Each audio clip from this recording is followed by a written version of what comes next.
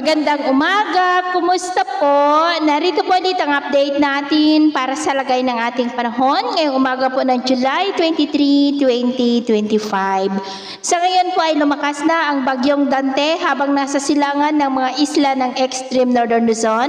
About 989 km east ng Basco, Batanes, nataglay ang lakas ng hangin na umaabot po sa 65 km per hour. Nasa tropical storm category na po yan. Ang LPA naman na nandito sa loob ng ating area of responsibility ay nasa northeast ng Ilocos Norte, pero posibleng hahatakin rin yan ng bagyong Dante. Ang LPA naman na nasa labas ng ating area of responsibility sa silangan ng ating bansa ay mataas ang posibilidad na maging bagyo anytime o sa susunod na 12 to 24 hours.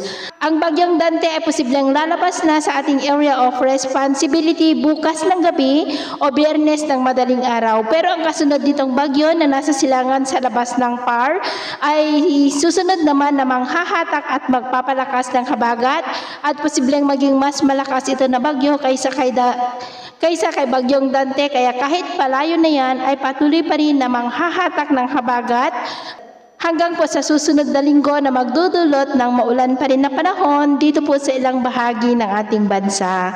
At sa lagay ng ating panahon ngayong madaling araw dahil kay bagyong Dante ay may mga isolated rains na sa Batanes, Babuyan Islands, ilang bahagi ng Cagayan.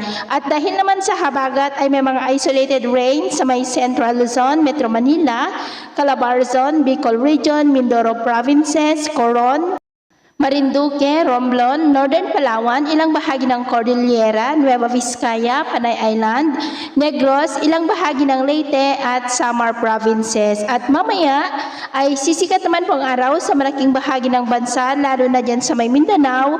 Pero dahil pa rin sa pinagsamang epekto ng trough ng bagyo at habagat ay cloudy skies with isolated rains pa rin sa may extreme northern Luzon, Ilocos Region, Cordillera, Cagayan, Central Luzon, Metro Manila, Calabarzon, Mimaropa, Bicol Region, Western Visayas at Eastern Visayas. At mamayang hapon, mas maraming lugar na po ulit ang makakaranas ng cloudy skies with isolated light to heavy rains sa malaking bahagi ng Luzon, Visayas at ilang bahagi ng Mindanao. Kaya mag-ingat po tayo sa mga banta po ng mga pagbaha at pagguho ng lupa. At sa atin naman po mga baybayin, dahil sa habagat ay iwasan na muna natin ang papalaot sa kanlurang baybayin ng Central Luzon, Nasugbu, Lubang Island, Occidental Mindoro Seaboard, Northern Seaboard ng Palawan.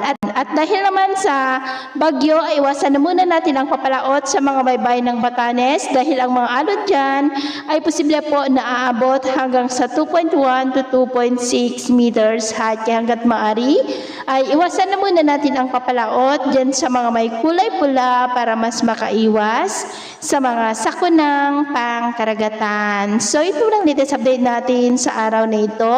At ako pumili si James na nagsasabing sa kahit na pagsubok po na darating sa ating buhay, huwag po tayong mawawalan ng pag-asa. Thank you and God bless!